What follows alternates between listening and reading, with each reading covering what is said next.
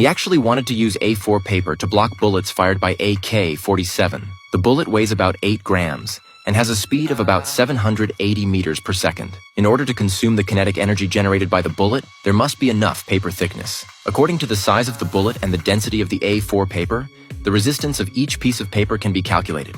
And finally, according to the work energy theorem, the kinetic energy of the bullet is equal to the work done by the paper resistance. The thickness of the paper can be calculated to be about 20 centimeters. In other words, this thickness of A4 paper can block the attack of AK. Then Jimmy and his companions took out all the A4 paper in the room and made countless 20-centimeter thick paper shields. In this way, the people in the house were temporarily safe, but the soldiers outside are in danger. Because the enemy's firepower was too strong, they could only hold on for 3 minutes at most. In order to save the soldiers, Jimmy asked everyone to take off their bulletproof vests and then tied the bulletproof vest to the steel door with tape. Then Jimmy and his companions risked their lives and used these 2 oversized shields to successfully cover the soldiers to withdraw back to the house. But without the soldiers' firepower cover, the enemy will speed up the attack. But this is exactly Jimmy's plan. The next step is to deliberately lure the enemy in and then trap them. Next, he needs a 1-ton iron cabinet and apply detergent to it so that friction can be reduced, and it can be easily pushed to the second-floor door.